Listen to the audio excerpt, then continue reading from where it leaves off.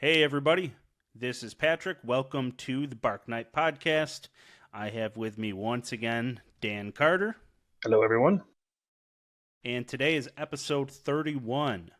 So for today's episode, we are going to be talking about The Monkey, the latest horror movie from Osgood Perkins that came out over the weekend based on a Stephen King short story.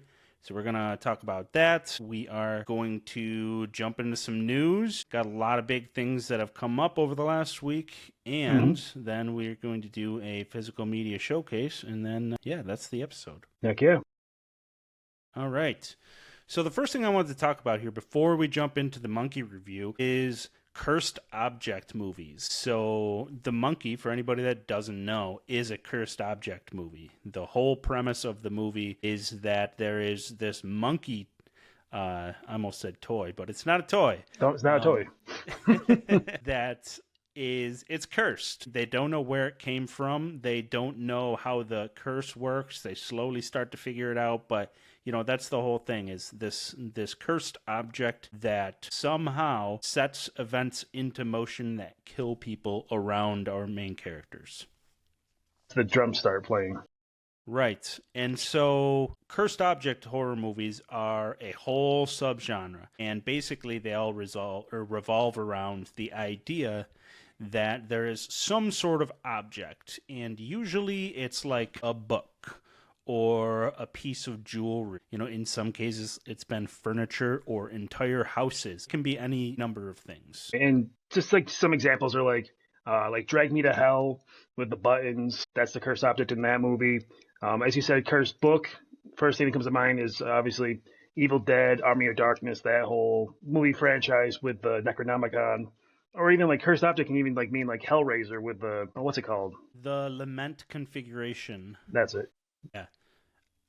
One of these days, I think I want to do a whole episode on the Hellraiser movies.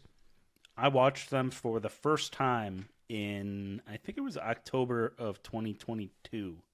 I watched the first 3 of them with Adam. We did not a live stream, but like a watch party of them. And those movies were so damn good. Specifically, I mean, the third one's not bad, but the first 2 really, really, really, they're just something beautiful. I didn't expect them to be as good as they are. I expected them to kind of be like a satanic Saw type thing, but it's not really, And then they made 8 more after the first 3 good ones.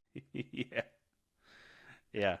But yeah, Hellraiser is a great example. A couple other examples that I really like that I jotted down are 1408, another Stephen King adaptation. That's really good. In that case, it's a hotel room that is cursed. You could do the Conjuring 2, especially with that music box.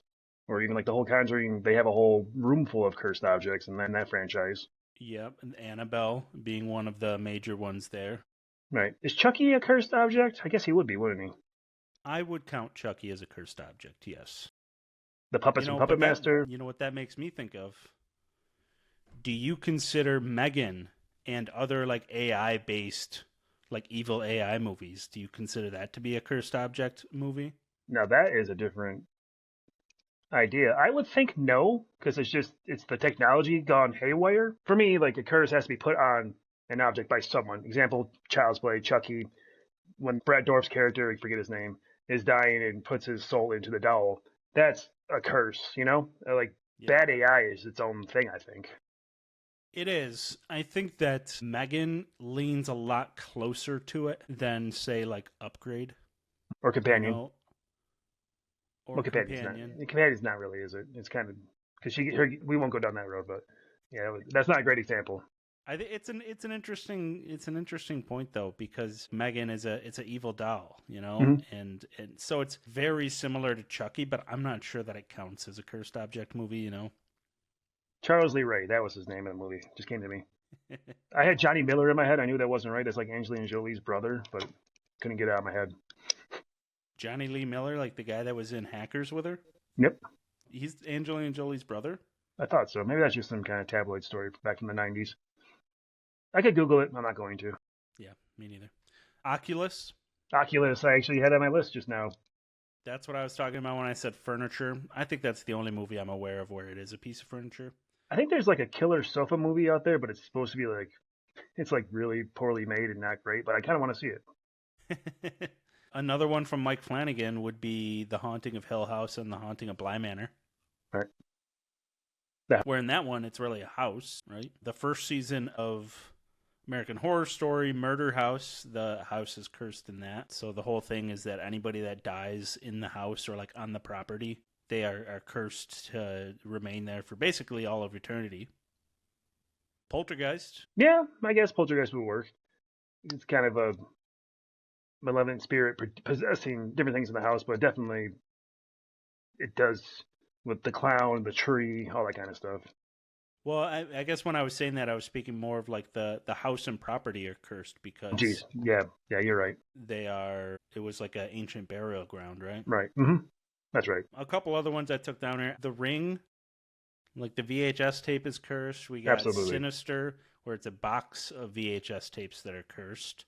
You ever see The Possession? The Possession. Doesn't ring a bell to me. It has the guy that played Negan, Jeffrey Dean Morgan. Okay. He plays like a father, and I don't even remember what the object is, but it is an object. And they do that classic thing where like he takes it and throws it away, and then like comes back and it's still sitting there again. Right. Which is like almost every cursed object movie has that scene, right? Right. And even like the Changeling back in the day when he throws the ball in the river and then comes home and the ball just comes down the stairs. Yeah. Yeah, exactly. The Friday the 13th series, it covered a lot of those too. That was a big topic in that series. You ever see that? No, I never saw that. Man, you should check it out. I mean, it's probably extremely dated at this point, but I was a big fan of that when I was a kid. It has nothing to do with Jason. It's really just a supernatural horror series, you know. And I think Tales from the Crypt covered a lot of those topics too. I wish they could stream Tales from the Crypt. That's one of my biggest pet peeves in the world today. It should be on HBO Max, but it's not. Yeah. Well, you know, you could always buy the old DVDs of it or something, you know. Yeah, I could. Just, yeah, I don't want to do that, but I could. So that's enough on the topic of cursed objects. So if they like this movie and you want to dig more into the idea of cursed object movies, there's a whole bunch you can do there. Also, one last one, and this is The Cabin in the Woods. You know, it's almost cheating with that one because that one covers like every genre of horror, but it is a big topic in it. There's a bunch of cursed objects. The whole basement scene, everything down there is supposed to lead to your demise in some way. Yeah, so if you're looking to have a cursed object marathon, there's a whole bunch of different ones you can use. But yeah, okay. Let's jump into The Monkey. Yes. Plot of this movie is when twin brothers Bill and Hal find their father's old monkey toy in the attic, a series of gruesome deaths start. The siblings decide to throw the toy away and move on with their lives, growing apart over the years. That's the setup of it. It starts off with an Adam Scott cameo to set up the stakes and give you I don't want to say it's an exposition dump, but it's very much this is what we're doing from this point on type situation. Yeah, it's almost like that. You know, a lot of movies start out there with the first victim or the previous victim before this. You know, Smile 2 did it, so it gives you a little bit of background, a little bit of exposition. It's like, hey, this is the bad thing that happened to the person before you. You see the end of one character as you meet the beginning of these characters to kind of set the stakes up for you. Right, exactly. And as I said, they cast Adam Scott in that role just because likable actor, everyone recognizes him from Parks and Rec and, well, basically everything for the last 20 years he's been all over the place. Severance he's in. I haven't seen that yet, but I heard good things. Yeah, well, when you finally start that Apple TV Plus trial up, that'll be one you can catch at that point. It's true. I was really surprised to see Adam Scott there, by the way. I was just like, oh, look at this guy. That was a fun scene. And you saw him, like, he's not going to be in this whole thing. That's the advertising for the movie would have showed him. I was kind of expecting him to pop up once more by the end of the movie, but he doesn't. Yeah. Spoilers, but they only had him for that one day, I guess. Yeah, one day of filming. Yeah. So this is written and directed by Osgood Perkins, based on a Stephen King short story of the same name. Osgood Perkins is known for, first off, he did Longlegs from last year, which I saw, and I very much like that movie. Dan hasn't seen that yet, but Dan, you got to see that. It's very good. I know. And I wanted to watch it before this podcast and just didn't get to it. So it's on my very short list. My very short list of things to do. Completely different vibe to that movie compared to this one. That one is very dark and like foreboding, and it's a lot more like, I don't know, dark and depressing than this one is. This one's just fun. And I'm assuming that was an active decision by him of like, okay, I've got to completely change up the vibe for this next movie. But they're both very good.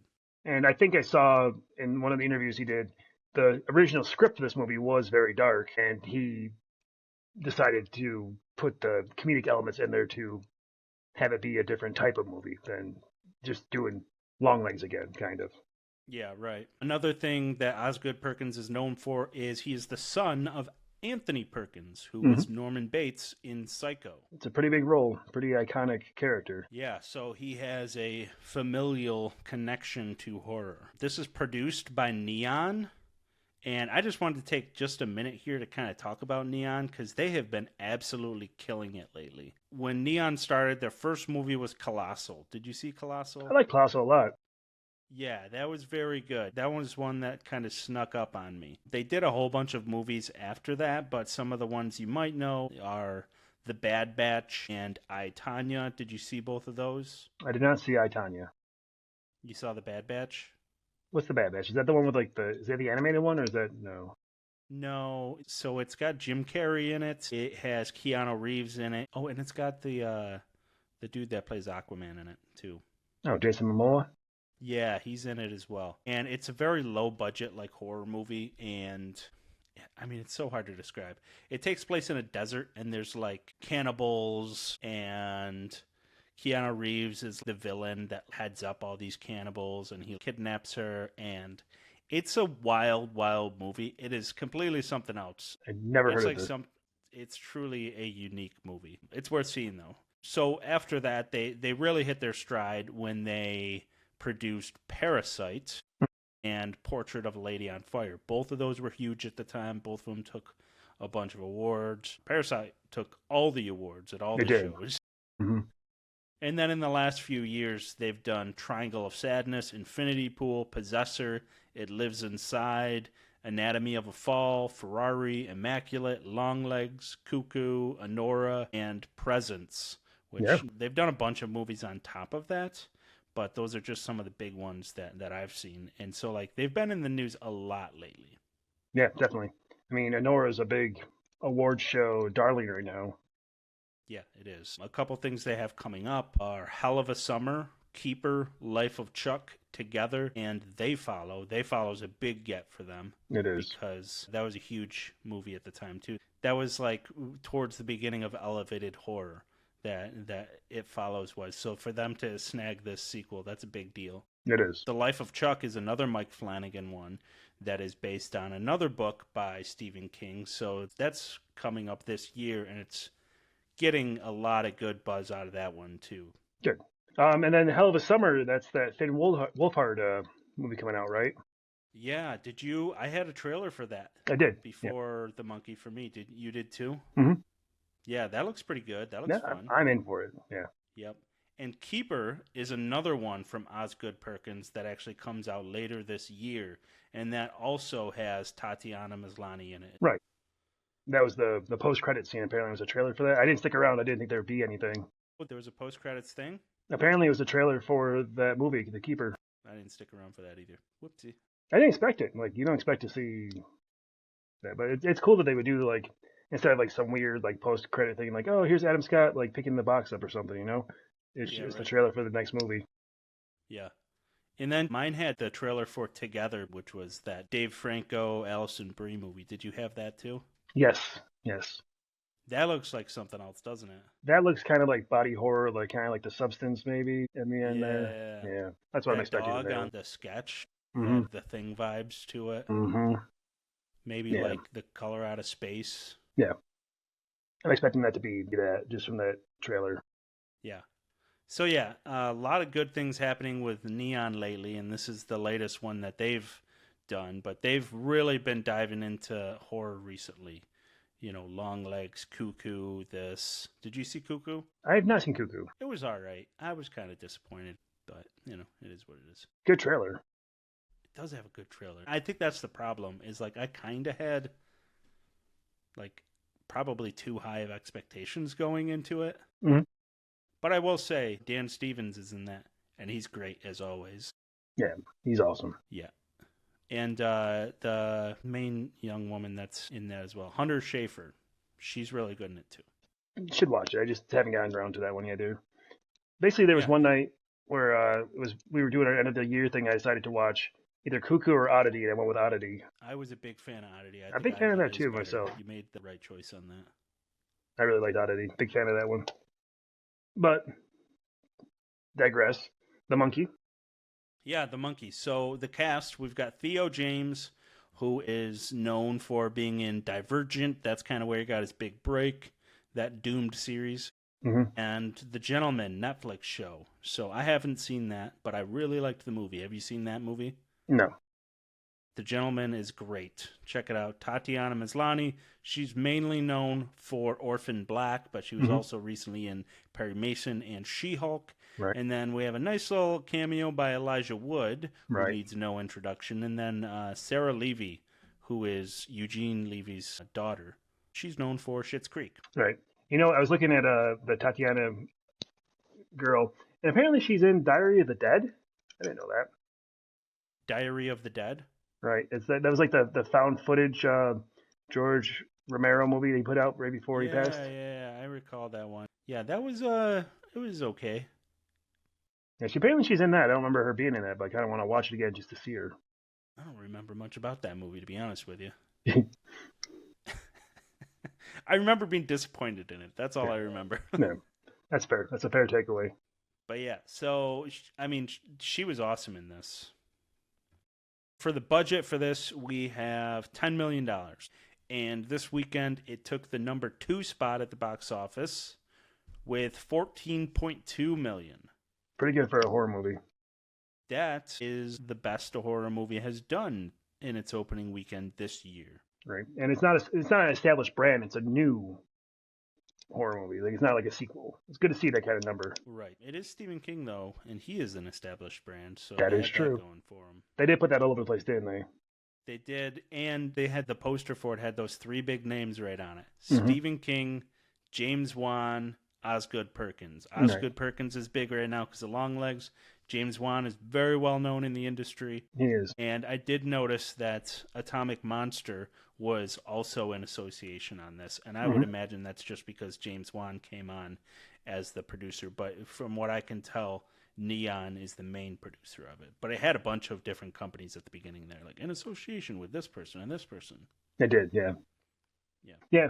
And as you said, it's based on a short story by Stephen King that was collected in the short story collection, The Skeleton Crew, that had The Mist in it as well. I have The Mist right over here, but I don't have the Skeleton Crew version. I have just like the thin short story of it. Right.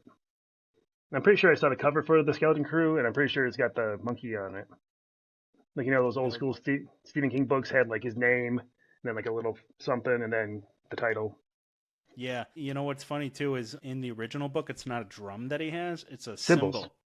Yeah, but they couldn't use that because of Disney. Apparently, they have the rights to. Disney has the rights to monkey clapping cymbals from Toy Story 3, apparently, which is hilarious. That's crazy to me. Like, How can you copyright a whole thing? I guess that's the idea. On the topic of box office, I did want to point out too that Hard Eyes was still in the top 10. It dropped to 6th place, but it still took an additional $2.8 million, bringing it to $26.8 million. And that was on the original $18 million budget. So that's just to kind of follow up on the topic we were talking about in these last few weeks here. And it's got to be a success by now, right? Well, it really depends because, I mean, what they say is you have to double your budget to start to make a profit, and it hasn't doubled its budget yet. So those millions are dwindling down at this point. But, I mean, it'll get pretty close to covering its budget. And then I bet this thing kills it on digital. So it'll have that going for it, too. You know, We'll see what happens there. And that's the thing. Is like I was saying, like, with the box office, I figure that it should be in good shape to pull a good return. Yeah, and I think a lot of these movies doing so well at the box office and kind of having legs for weeks and weeks and weeks, it really points out that some of these studios really need to be evaluating their release plans for these, their distribution form. Because remember how surprised we were about the fact that Nosferatu was available on digital less than a month after it released at theaters? And it was still doing pretty well at the end there. So you couldn't help but wonder, like, you guys might have cannibalized a little bit of your profits here at the theater just in the name of, building off of the momentum of the marketing you did for this there.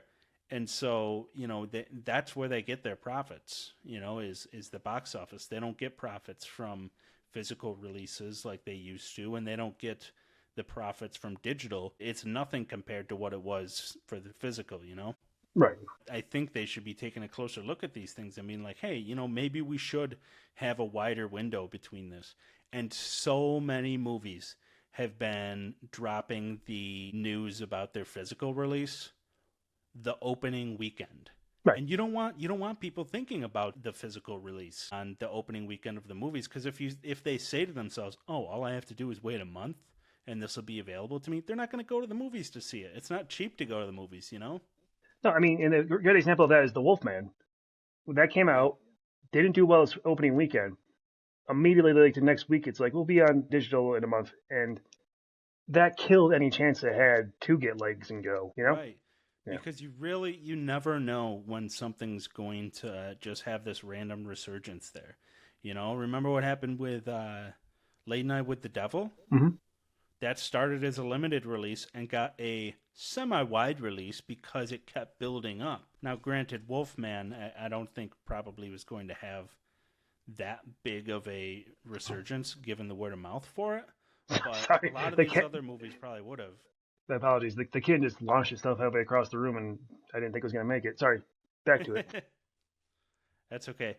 So let's jump into reviews now. So reviews for this, we have IMDb with a 6.6 out of 10. We have Rotten Tomatoes with a 79% from critics and a 60% from audiences. Now that's kind of a bigger gap than I would have expected here. And I'm kind of on the higher end of that. I'm with the critics on this one more than that 60% from audiences. 6.6, that's pretty close to Captain America Brave New World. That was like, what, a 6.2, I think, if I remember correctly? 6.1, I think, if I'm remembering correctly. So this isn't, from that perspective, doing that much better than that. On Threads, I saw mostly positive for this, with a surprising amount of creators, because I follow a lot of creators on there. A surprising amount of them were disappointed in this. So given these things, I usually don't do Metacritic, but I jumped on there just to see what it was, and it's got a 64. And what I noticed there was that it has a bunch of people that are like up in the 80s, but then it's got a handful down there that are like, no, this is no good, right? And that's always going to be a thing to an extent, but I think this movie's going to run into a little bit of that overall because the tone of the movie kind of has its issues, I would say. Like, it's a dark comedy, but also like over the top gore, So some people just don't, what's the word here? Those two things don't work well for some people, I would say. Yeah. So when I looked at Metacritic, we've got like Collider, RogerEbert.com, IGN, AV Club. All of them are like 70 up to 90 in what they gave this. IGN gave it a 90. I don't put much stake in IGN because they're wildly inconsistent, but that's just to show that like a lot of the big ones are up there. But then you got a handful that are, like Movie Nation is 38. They give it a 38. They said the monkey has no pace, no rising sense of urgency or suspense, no real path it's following, and little or nothing that amounts to a message.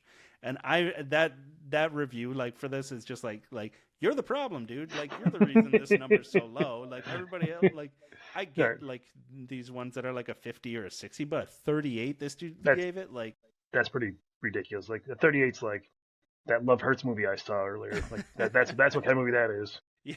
So I guess that is all to say that it's like it's hit or miss for some people. That's what I was gonna say. Is that I did find myself enjoying the movie, but I did think the tone, as I mentioned a little while ago, was a bit all over the place. Like you'd have like these super creepy scenes, and then you'd have a priest come up to the altar randomly saying the F word and moving on with his day. Like that kind of like things, happened a Yeah. lot. But yeah, I was entertained. That's the first thing I want to say about it. But the tone was definitely here and there. It was all over the place with that aspect. It's beautifully shot. I will say that too. I wanted to make sure I probably pointed that out. Yep. Like the dude knows how to frame a thing. Like there's a scene where like the one kid notices the monkey on the front porch, and it's just this monkey sitting there, and he kind of like zooms in the dark, and it's such a cool little scene. I'm like, I don't know, like little stuff like that I really appreciate. But yeah, I would say that the strongest of the movie is how it's shot, and like the overall look of it is great. Yeah. So I will say, from my point of view, I absolutely loved this movie. It is exactly what I expected it to be, and part of that might be the fact that I saw Longlegs. So I get his like the dark side of Osgood Perkins, right? But I also could see that he's like, okay, I'm gonna take this and I'm gonna have fun with it, right? So he's mashing those two ideas together. So from that perspective, I think I got exactly what I expected to get. And I think for a lot of people, maybe they just didn't expect it, right? That's possible because like as you said, I haven't seen Long Legs, and maybe if I saw that movie, I'd understand what I was getting into more. What type of filmmaker Osgood Perkins is? Right. Yeah. I think, I think some people might have run into that because, I mean, for what it's worth, I think this did better at the box office than Longlegs, but it looks much better than Longlegs. So it's more, it seems more accessible from that perspective. But honestly, I loved it. I had such a good time. I went to a matinee showing Sunday morning, and the theater was packed. I had to put like one empty seat on each side, and usually I'm able to maneuver like a few seats between me and other people. But it was packed, and everybody that was in there seemed to be having a really good time with it. So that was cool. It was just a bunch of people enjoying a horror movie, having a good time. And that does matter. Like if you're in an audience and like the scenes that you're supposed to get the laughs out of, the rest of people in the audience laugh, or not the audience, the theater laugh, or Yeah. the scary moments, or the oh gosh, that was gross moments. Having people react to that helps with the overall experience, I think.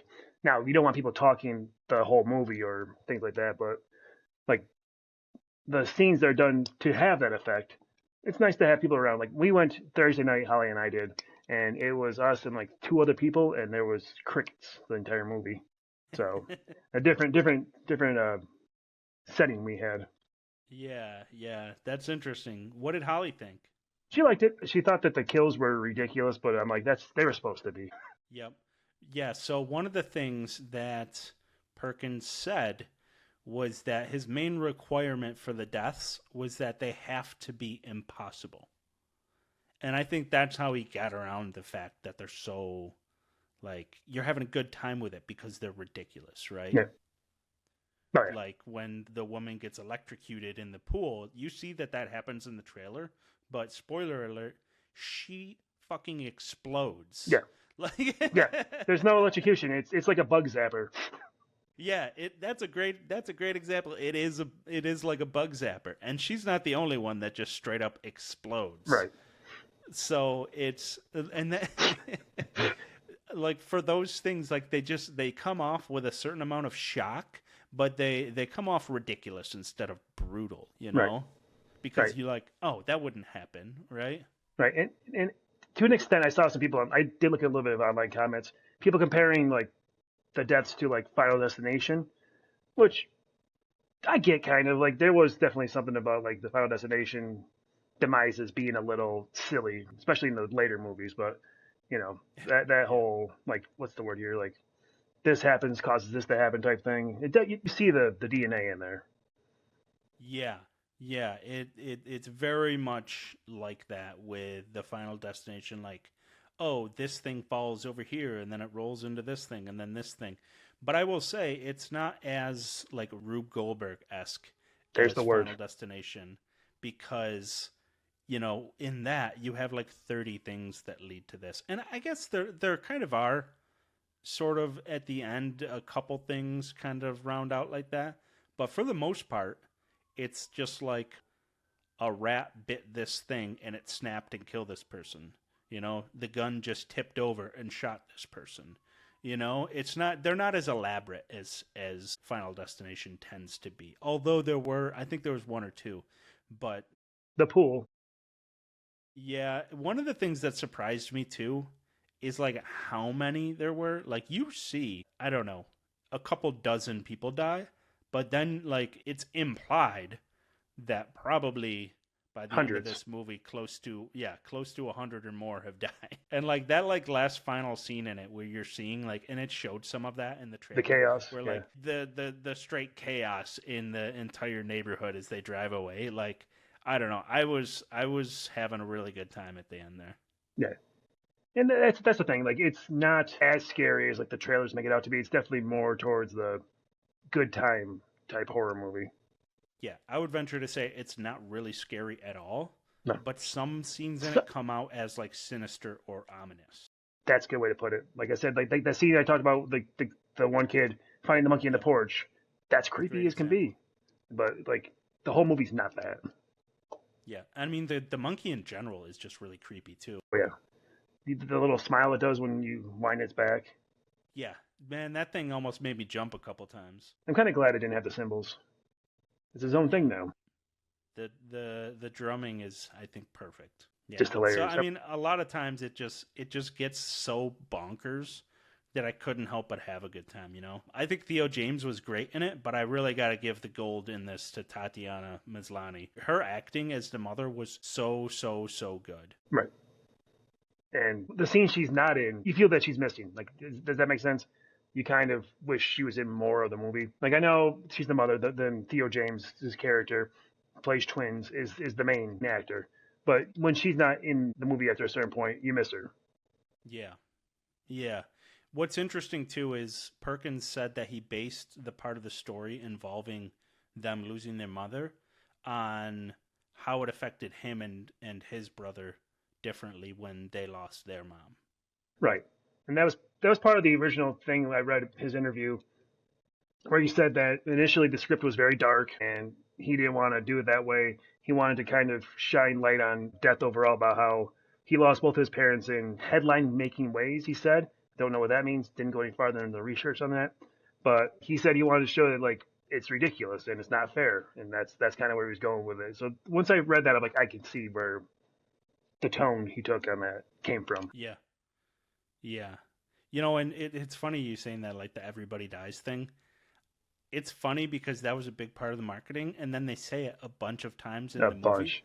Yeah. But then at the end, when his son says it, and he's like, you know, I know like everybody dies, and like, that's pretty messed up, but like, this is a bit ridiculous. Yeah. And that's like exactly how you feel at the end of the movie too. Right. Yeah. Yeah, I completely agree. Yeah. Apparently, initially, the film rights to this was owned by Frank Darabont, who you might Frank recognize because, Darabont. yeah, what I say? Uh, didn't sound like Darabont. No, that's what I meant to say. It sounded like Daramount. It's his cousin. But yeah, he originally had the film rights and was going to make this movie after The Mist and just never got to it. Yeah, well, I think that probably has a lot to do with him like retiring from directing for a while, right? And I think like he had such a bad experience working with The Walking Dead that he was like, I'm done. Yeah. But I mean, Frank Darabont was before Mike Flanagan was doing all the great Stephen King adaptations. Frank Darabont was the guy. Yeah. He did The Mist. He did Shawshank Redemption. He did The Green Mile. Sure, I'm missing one in there. I mean, Yeah. he might have done 1408. But I mean, those three by themselves are three of the better adaptations of a Stephen King story you're going to have. Just looking up. He did not direct 1408, Okay. so Ignore that. ignore that. But yeah, he did a lot of those. Yeah, I just want to throw that out there. Yeah, yeah. No, it's a great point. It would have been interesting to see him do this, but I'm glad Osgood Perkins did it because he gave it its own unique feel. And I do think so. I mean, it had a good weekend. I bet it has a decent enough theatrical run here where, I mean, at this point, this thing's probably going to make a profit, right? It brought in its 14. budget and a half in its first weekend. So it probably makes a profit. And then I think this is going to go on to be a little bit of a cult favorite amongst people too. I think people that 100%. don't like this right now, a couple years from now, are going to revisit it and be like, you know what? I was out of my mind for not liking this. Right. And like I watched it, I told you I enjoyed it. I didn't love it, but I want to see it again just to see it again. Like that's a dumb way to say that, but just just to get enough, just to see it again. That's really smart. Ugh. But you like just to get Jesus, I don't know how to say it. See it again. Go into it with fresher eyes, you know. Fresher eyes. That's a good way to put it. Yeah, you know what the tone is. I'll tell you, man. Watch Longlegs and then go see this again, and I think you'll understand a bit more what Osgood Perkins' directing style is. Right. One other note that I wanted to add here is that Osgood Perkins said also that he had based the brothers off of himself, reflecting his own good and bad aspects. So I thought that was interesting. Yeah, definitely one of them is not good. Yeah. I also wanted to bring up that I got a lot more joy than I probably should have about him pulling out the phone book. You know what I mean? The Miss Monkey scene? Yes, when he pulls out the phone book to look up his brother's address. I was like, oh man, it's a phone book. I know what that is. I bet a bunch of people in here don't know what that is. You had the member berries firing off? Yeah. I remember. That is fun. Yeah, it was fun. That's this movie. I think fun is a good way to put it. Some people get more of it than others. I do think the tone is a little wonky, but it's a good time. I got a good laugh out of the wigs too. So Theo James, the evil twin, his wig is like absolutely ridiculous. That's terrible. And then there's that other character that had the ridiculous like mullet wig. Yeah. And I didn't look it up, but I was thinking the whole time it looked like Corey from Halloween Kills. Oh yeah. Was that him? I don't know, but I kind of understand that. I'm pretty sure it was him. I'm not going to look it up right now because I just don't feel like it. I interrupted that episode enough already. So yeah, that character, geez, he was something. Yeah. The way he dies, too, I mean, spoiler alert, the way he dies is absolutely ridiculous as well. Like, that's one that you just, like, look at it and you're just, like, just in awe at how ridiculous they made it. Right. And then later on in the movie, like, where his corpse should be, it's just clean an empty car. Right. It's like, did they completely eat him? Whatever. Yeah. All right, so I wanted to take a moment here to talk about some of the influences that I saw of this too. Did you have some you thought of while you were watching it? No, just the as you mentioned, Curse Object movie. That was the first thing that popped in my mind was like the music box from The Conjuring 2. I thought movies like that, and that for whatever reason that's my go-to reference right now. But I think that was a big reference. I thought it was Cursed Object. Yeah. So, I mean, there's the easy ones, like Final Destination and the book, obviously, are big influences on it. But I noticed that, you know, and I don't know how much of an influence these were, but in my eyes, it reminded me of them, was Ready or Not and Abigail, from the people exploding perspective. Oh, yeah. Okay. That's fair. Those are similar. Yeah, so it gave me vibes of those, too. And, like, you know, in both of those cases... There's horror comedy. Over-the-top horror. Yeah, that over-the-top horror comedy. Yeah, exactly. He did say in an interview that 80s slashers and teen comedies were a big influence on these. And it reminded me a lot of, like, Nightmare on Elm Street at a couple points.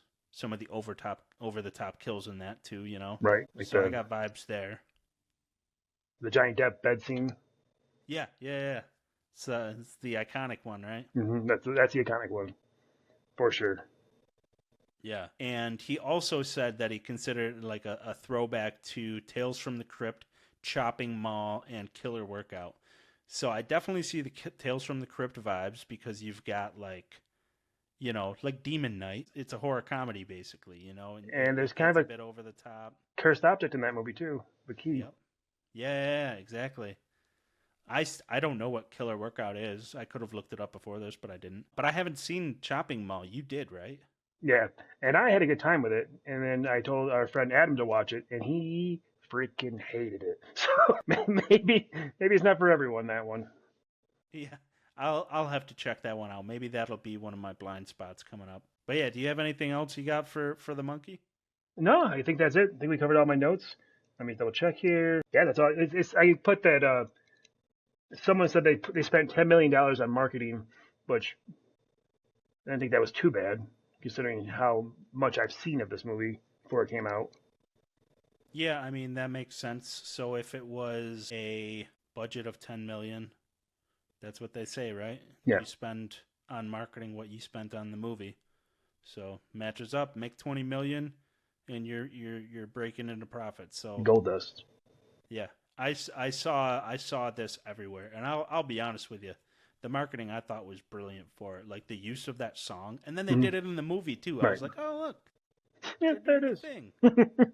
They did the thing, I thought. Yeah. Yeah, I really wish I could have got one of those popcorn buckets. That's the monkey, but we didn't go to the right theater. Well, I'll tell you what, man. You still can. They are on AMC's website. I don't want to spend $50 on it though. I don't either, but I still think I might. Especially if you like the movie as much as you say you did. It sounds like you are probably about like a 9 out of 10 on it, where I'm like probably about a 6.5. Yeah, I would say I'm probably like a 9 out of 10, maybe 8.5, But like, yeah, I'm up there. The first thing I thought to myself as I was walking out was, I'm going to buy the steelbook of this. That's our new thing as physical media kind of guys, is like they don't really we don't buy as many movies as we used to, but now we're getting them like in like a steel case that does nothing much, but it's fun. Shines. It shines. It's pretty. Yeah. Sometimes you So I get them wanted to from. take it. Oops, go ahead. No, you go ahead. I was just gonna complain about my Late Night with the Devil when they came from Amazon, all smashed to death. Well, yeah. Did I tell So you that I bought a Late Night from the Devil VHS tape? you did. Yeah, that still hasn't arrived. I wish I would have got it. But I already spent $40 on the steelbook that came. Like people like I don't know if I showed it off on the podcast, but it's like a U. It's so dented. It's annoying. Yeah. Yeah, that sucks. I would have returned that. Amazon said they weren't gonna give me. They would have gave me credit, but they wouldn't have sent me a new one. So it was either have nothing or have that. Yeah. I spent $50 on the VHS tape, but it also glows in the dark, so I got that going for me. I mean, that's pretty cool. As we get older, and less time we spend in the dark. Right. So it's like a little book. I'll feature it on here when it comes in, but it comes in like a book that opens up, and then like the tape glows in the dark. It's from the same company I got The Void from, that book addiction. So yeah. Very cool. Very cool. So I wanted to take a second here and talk about what are some of your favorite Stephen King adaptations? Immediately, my first thought when you brought this up was I went to one of my favorite movies as a kid. Still a movie I love. Is it the best movie ever made? No, but I enjoy the crap out of it, and that's Silver Bullet, which is Yeah, Silver Bullet is awesome. Silver Bullet is one of my favorite movies. Loved it since I was a kid, and it's Stephen King, obviously. We talked before about how I didn't The Mist. I had a long struggle with this movie. Saw it when it first came out. Hated the ending the first time I saw it, but over the years, it's really grown on me as a movie, and now I'd say it's one of my go-to like Stephen King movies I want to show someone. That'd be definitely up there. The Its are all good. I don't like clowns, so facing your fear and that aspect of making yourself watch those movies was a good thing for me. I'm sure I'm forgetting a whole bunch because he's prolific. There's tons of stuff out there. Shawshank Redemption, Green Mile, those are fantastic movies in their own rights. I would probably say, yeah, I'd say those ones. Yeah, all of those are good. I'm a big fan of Silver Bullet. I do think that out of all of them, Silver Bullet, I think, really could do for a remake at this Yeah. point. And I think I've said this before. If you're going to do the remake, set it up as like a limited series, and tell that story, because it's based on what happens to this town over the course of, like, I think it's a year, right? I think it is, yeah. I read the book a long time ago, but I think you're right.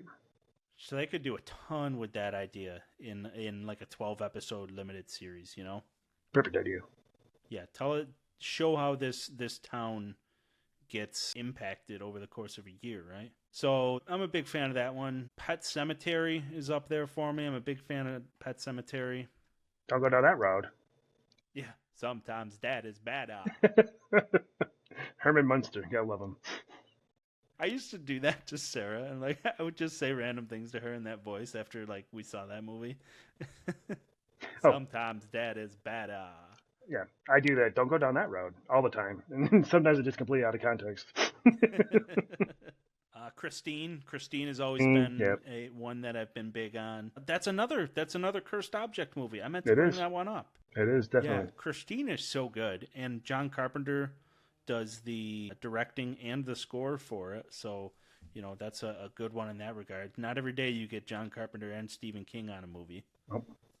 The Shining, that's a classic. I know you were a big fan of Misery. Yes. Can't believe I didn't bring Misery up, but yeah, Misery's great. You see they had that character in this named Annie Wilkes. I did, yeah. Yep. Like I said, 1408, that's a big one. The Mist is great. I love The Mist. I love the ending, too. I've always loved the ending because it shocks you, right? I got there eventually, yeah. I read the short story beforehand, and like in the short story, it doesn't end that way, obviously, so that's where I was. Yeah. Well, even Stephen King, it came up, had said for that one, he's like, he completely changed my ending, and I think it's for the better. Right. So he likes it. Yeah, that's what matters. He's famous for not having good endings, so. He is famous for it. Yeah. But, Shawshank Redemption was always one of my favorite movies. For a long time, it was my number one favorite movie. Right. It's so good. I want to watch it again. It's been so long. Yeah. And Stand By Me is really good, too. Yeah, so there's a I forget collection that, of too. movies for anybody that if they're looking for. Yeah, that's one of his first ones, too. And Salem's Lot. That was really good, too. Have you seen the new version of it on HBO? I have not. I thought about starting a few times. I just haven't brought myself to it. Yeah, neither have I. I feel like it's going to did be bad. rewatch the old school version not too long ago, and I liked that a lot. I do, too. Yeah. All right. So that wraps up our The Monkey / Stephen King / Cursed Objects portion of the episode. So and it brings us into our news section. So the first thing I wanted to talk about is, Dan, did you see that they released their first image from the Odyssey? Oh, yes, I did, actually. Matt Damon. I like Yes, how he he's looks. got like a big beard. He's got the armor and everything on. They altered the armor from what it is known to look like, and some people were throwing a fit about that online. But honestly, I think it looks awesome. Yeah, Yeah, you can't really complain about that. I don't think it's just It's a movie. Just enjoy that they're at least touching what it actually looks like. Like, you know what I mean? Yeah, the cast for this thing is huge at this Big point. cast. So let me just read off everybody that they have announced so far. So we got Elliot Page, he's a new one. Tom Holland, Matt Damon, Anne Hathaway, Zendaya, Robert Pattinson, Maya Goth, she's new. John Bernthal, Charlize Theron, Lupita Nyong'o, Samantha Morton, John Leguizamo, he was just recently announced. Benny Safdie, Himesh Patel, William Lee, Corey Hawkins, Bill Irwin, and a whole bunch of other people. I'm not going to read all these. This is a massive list. But the cast is absolutely ridiculous right now. It's crazy. They just add Mia Goth, and it's just like, oh yeah, she's just joining this huge thing. Yeah. Yeah, so it's so exciting, and they're filming it now, so that's going to happen. And there was worries that it would get in the way of Robert Pattinson and the Batman Part 2, but apparently that's going to film this fall, so that'll be all good. And yeah, I'm really excited about this. I love Christopher Nolan. I love all of his movies. Right. And it's something we haven't seen in a while, like a sword and sandals kind of epic, so exciting. Well, I mean, we just saw Gladiator 2. I take that back. We did just see Gladiator 2. I was thinking that, but you don't see him as many as you used to, right? Let's adjust my statement to that. Be the thing right now is you just don't see that many movies. They don't release them like they used to, you know? No, everything's like either like a sequel or horror. Yeah, horror's killing it. Plenty of horror movies. Keep them Love going. it. Yep. Speaking of horror, our next piece of news is first look through Vanity Fair was recently released of Kevin Bacon's The Bondsman. Did you see that? No, I haven't seen that. Yeah, so The Bondsman is basically Kevin Bacon, when he was alive, was a bondsman, and he dies and becomes basically still a bondsman, but he's like hunting demonic forces. Oh, cool. And it's supposed to be keeping pretty close to like the horror and action element, not the comedy element, because it like really, really reminded me of like R.I.P.D. When I heard that. I was like, Kevin Bacon was even in that. Like, but it sounds like tone-wise that it's going to have its own unique thing. So I'm excited about that. That's all I really know about it right now is like he's hunting demons basically as like an undead bondsman. That's cool. I'm in for that. Reminds me of a anime back in the day called Yu Yu Hakusho, which was a spirit detective, which was a guy. Same thing happened. He died saving a kid in like the road. Like he pushed a kid out of the way of a vehicle, and then he got killed and came back as a spirit detective hunting down demons in Tokyo. So seems like kind of like that, but obviously they're probably Yeah, not that gonna. sounds fun. Yeah, if you like anime, it's weird. Yeah. The next thing that was in the news this week is that so recently there had been a lot of articles out about how Amazon was trying to like MCUify the James Bond franchise, but Barbara Broccoli was blocking them from doing it. And they were trying to do spin-offs and shows and the whole nine yards. But, you know, the Broccoli family has owned this franchise since it began in the movie form. So her and her father guided this franchise through, you know, what's it been, 40, 50 years? Yeah, easily. Yeah, probably 50, 60 years. So that was all over the news for a long time. This week, it was announced that Amazon has officially taken full creative control of the franchise from Barbara Broccoli, and that it sounds like they basically paid her and this other guy that had creative control like $1 billion so that they could do this. I guess. I mean, if you got the money, but it does bum me out that like the people who were in control of a property losing control of it. But I mean, everything is going to get eat up by a studio eventually here, with the way the world is for streaming and everything. Yeah, it really does make me sad too, because not to say that, you know, all the James Bond movies have been perfect up until this point, but you just know that we're going to get some straight up trash out of them now, you know? Like there's going to be some good stuff in there. I bet we get some great stuff even, but we'll probably get some trash to go along with it too, because I mean, you look at what all these other places have done. Look at what Disney did to Star Wars. We got a bunch of trash in the Star Wars area. We got some pretty quality stuff too. I mean, that's another piece of my news is that Andor season 2 released its trailer. You know, Andor is wonderful, but there has been some stuff that's been released that has been like, okay, you guys really like just trying to make money off this. I don't know. Milk this IP for all it's worth.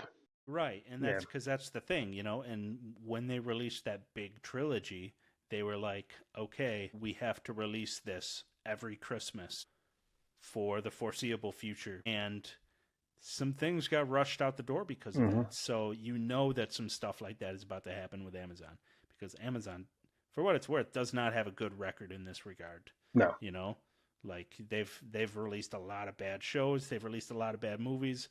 A lot of people are really tearing apart the new Rings of Power show, and that looks like it might get canceled too. No. Have you been watching that? No, just I like the fact that they exist.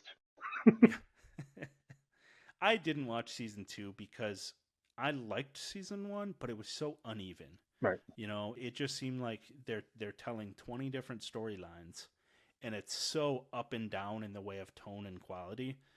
So, but I bet you get a bunch of that now. Right. And I watched season 1 of Rings of Power, and same thing. Like I watched it, and when season 2 was coming out, I'm like, do I remember anything I watched from the previous season? Yeah. So That that's not a volcano good eruption scene was pretty cool though, when she's like covered in ash and everything. That was pretty cool, sure. Yeah. But But yeah, like, there's, other than that, like honestly, the Hobbit storyline in it is just like, I don't know, gave me like the tone of it gave me like the Borrowers vibes, you know. Right.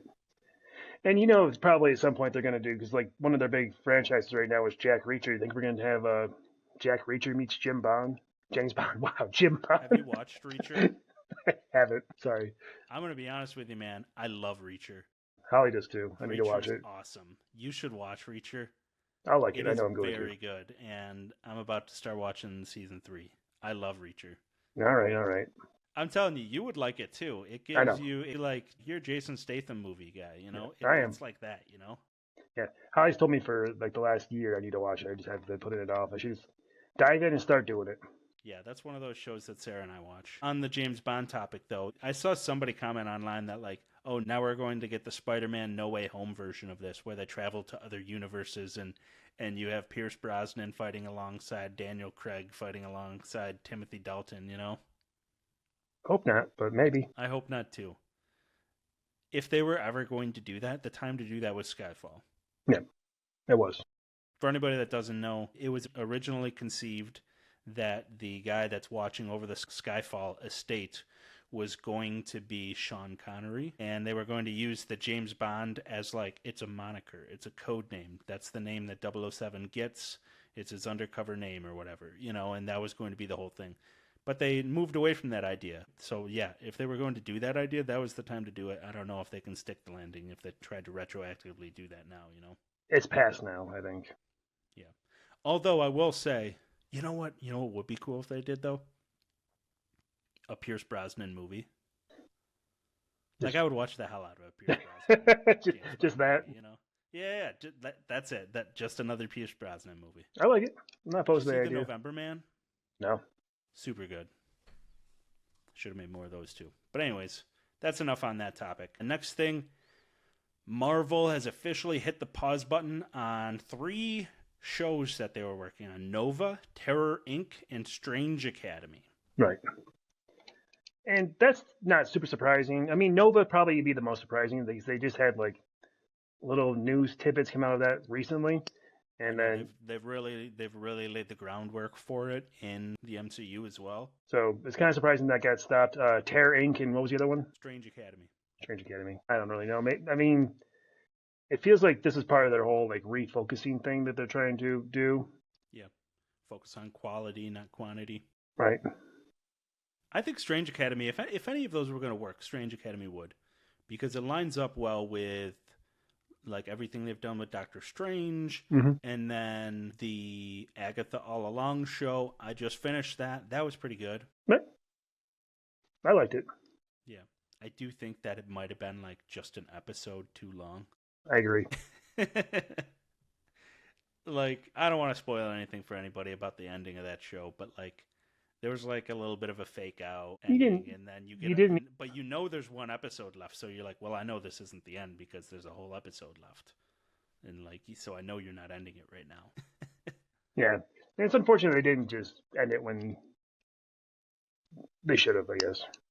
Yeah, Strange Academy is one that Agatha is in the Strange Academy comics. There's a bunch of cool characters in there, so it's like everybody's like using magic and learning to use magic and stuff like that, so it's a pretty cool idea.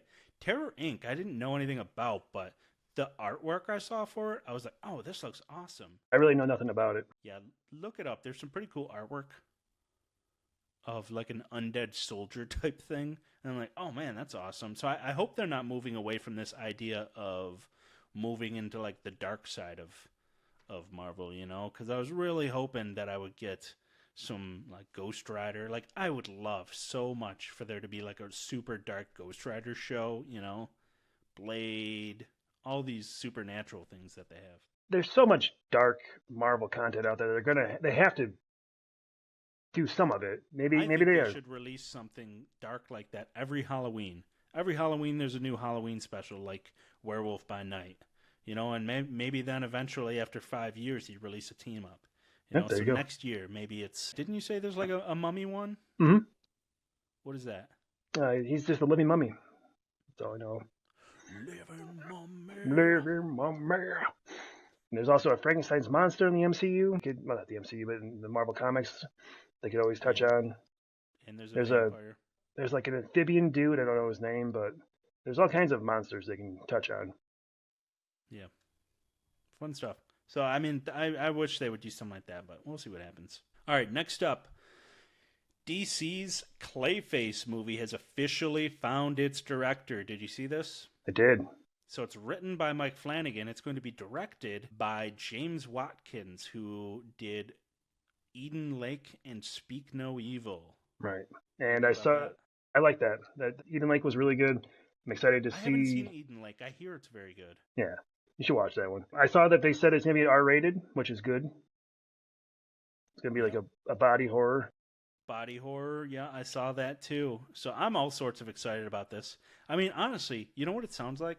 It sounds like they're giving Clayface the Man-Bat treatment that I pitched like 2 years ago. Right, like, I'm with you. I pitched body horror. I pitched all these things. I like make it be like Man-Bat is their version of The Fly. And for what it's worth, it sounds like at least somebody was out there with that same idea, because a couple different times recently I've been like, oh yeah, this is like that, you know? Yeah. So it's going to be R-rated. I saw that Alan Tudyk is not going to be Clayface because he voices him in the animated shows, the Creature Commandos and the Harley Quinn show. But he's not going to be the live-action Clayface because James Gunn said that's not his role in live-action movies, which makes me think that he's going to be one of the other, because he voices a bunch of characters in that Creature Commando show. One of them's Dr. Phosphorus. I imagine that's where James Gunn's going to want him to show up eventually. Well, and he was also in, what was that other show, that Doom Patrol? Yeah. Yeah, he was also in that, which was, I mean, for what it's worth, that was part of the DC EU, right? The old one, yeah. Yeah. So I guess it wouldn't get too confusing. Plus, I don't think that many people really watched that show. I did. It was actually pretty good. I enjoyed it. The first season. I didn't see past that. You know what? I like gave up in the middle of second season. For what Oh, it's there you worth. go. So I don't think it was as good either. But yeah, that's all the news that I got. Do you have anything?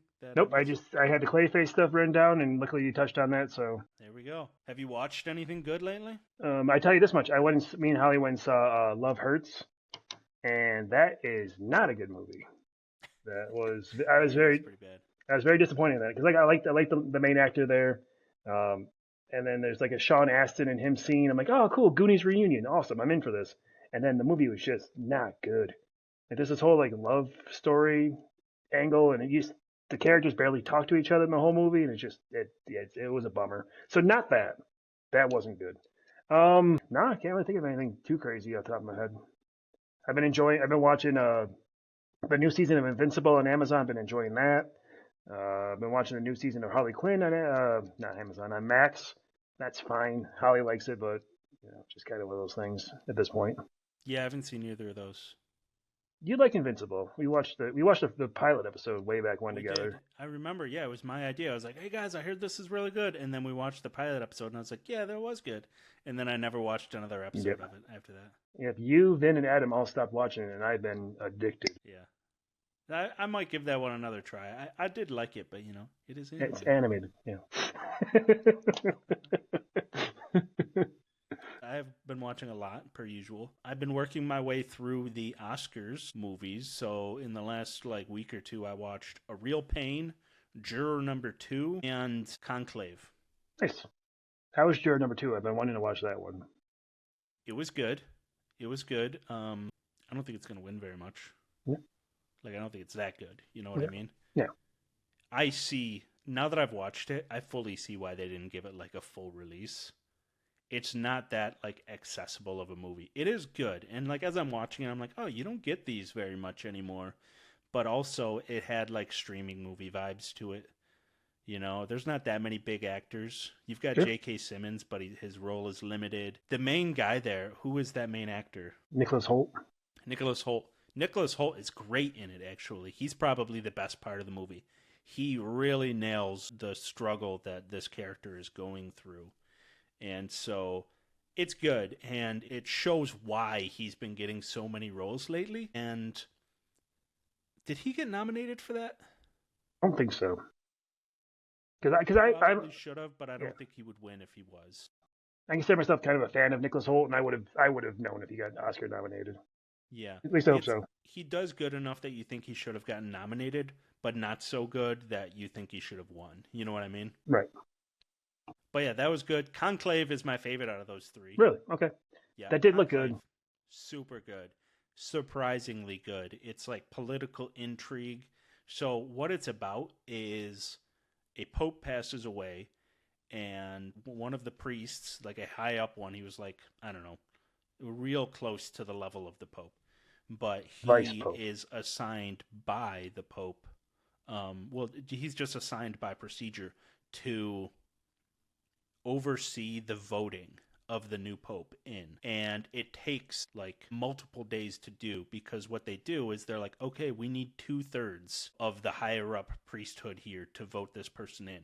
And so every day these numbers fluctuate as they try and like maneuver amongst themselves to be like, oh, okay, this dude only got so many votes on the first day, so he's not even in the running. So then they're trying to like convince each other. But then like some people are doing some super super shady stuff to try and make it seem like others aren't in the running. And so there's a whole bunch of cool stuff like that is happening throughout the movie. And it's just like, I saw somebody say that it's a movie for people that are always saying they don't make movies like this anymore. So, there So you go go. see it. Okay. A Real Pain was good. That's like one of those like, you know, Oscar-y family dynamic movies that you get like every year or two. Yeah, the Oscar bait kind of was obvious on that one. Yeah. Kieran Culkin's good in it though. He's very good. So yeah, I've got a few more to work through here, but I highly recommend, out of all those three, if you're gonna watch anything, watch Conclave. I also watched A Most Wanted Man. Have you seen that? No, what's that? It is a movie from it's Philip Seymour Hoffman's last like full leading role. So he was in like the later Hunger Game movies there. Like that's like his last official role, but this is his last leading role. And I think I had read that he hadn't finished his filming on those, so they kind of cut some of his scenes and cut the role down. But anyways, it's like he's a spy Oh, cool. in Germany, and Robin Wright is in it, and I was blown away by this thing, man. And I was thinking while I watched it, I was like, man, this is giving me Tinker Tailor Soldier Spy vibes, kind of. Really? And I don't know if you've seen that, but I I love did. that one too. And they're both based on the same author, so they're both John le Carre books. Okay. I mean, I really like Tinker Tailor Soldier Spy, so that does sound like something I would enjoy. Yeah, it's another one of those that as I'm watching, I'm like, man, we don't get enough of these spy movies anymore. You know, where it's like a realistic spy, where like realistic, I mean like Philip Seymour Hoffman's the spy. You know, He looks like a spy. yeah, like a real world spy, not like a Daniel Craig spy. You Right. know, Perfect jawline and everything. right. So yeah, I watched that, and that was super good. A show I've been watching is Day of the Jackal. It's a remake. Well, it's based on the book, which turned into a movie in the 70s called Day of the Jackal, which was made in, I think, like the late 90s as The Jackal with Richard Bruce Gere. Willis and Richard Gere, which I assume you've seen. Mm-hmm. So, Recently. yeah. How did it age? Yeah, pretty good. I love the Jack Black part in there. That made me happy. I forgot he was in that. Real young Jack Black is like a tech guru. Bruce Willis is a Yeah, bad guy. You don't see too much of that. So yeah, it was good. yeah. I remember enjoying that when I saw it way back in the day. I have that on VHS around here somewhere. So in this one, the Jackal is played by Eddie Redmayne, and he's being like hunted by Lashana Lynch. You know her? That's Captain Marvel, right? The not Captain, not the Brie Larson, the other one, Brie Olson. Jesus. Yeah, Rambeau. Yeah, Monica Rambeau. That's it. Thank you. Yeah, I forgot about that. Yeah, Hmm. she's that. She's in the latest James Bond movie, No She Time to is. Die. She was very good in that. Yep, What's she's she in the one that? who takes on the 007 moniker That's right. when Yeah, yeah. he gets like kicked out or whatever. That's right. I forgot about that. Retires. Yeah, yeah. So she's that character. She's back in the MI6 in this hunting this dude, and she was also in The Woman King. Did you see that? I have not seen that one. That one, honestly, man, super good. So I would recommend that one. It was a nice little like, African battles and all that cool stuff. But it's got a killer cast. But yeah, so Day of the Jackal, I'm most of the way through it, and it's been very good. Really? Super, super good. So Okay. yeah, it's on Peacock if you have that. I do actually. Yes, through my parents. Yeah, So check that out. All right, so we got two more things here. So we got the physical media showcase and then the release of our March episode schedule. So we only have one thing for the physical media showcase today, so I'm going to show it to you here. It's my thing. So I got Final Destination. Nice. So I really wanted to show this off because A, Crappy box we're it's talking Final about. Destination. It matches with the theme Mhm. of the monkey, Monkey. but also, yes, you got it exactly, Dan. It's the Crappy New Line the cinema DVD boxes. with the cardboard floppiness here. Ooh, that even folds out. It even folds out. I was super surprised by that. But like you can see on the cover here that it's got like that. The This was indentation. all the thing back then when these movies from Dimension and New Line and everything would have like the cast of a horror movie set up on the cover like this. But yeah, this is this New Line Platinum series where they give you the cheapest DVD case ever. Like I'm surprised that it's even lasted this long. Like you can see it's a piece of plastic that goes here and then down and the rest is cardboard. So I thought that was hilarious. I watched that this weekend too. I'm gonna try to get Holly to watch them before we see the new one, because I'm gonna see the new one. Even though I know I have big time worries about it, I'm gonna see it. Yeah, I mean, I got worries too, but you know, like we said, I still go.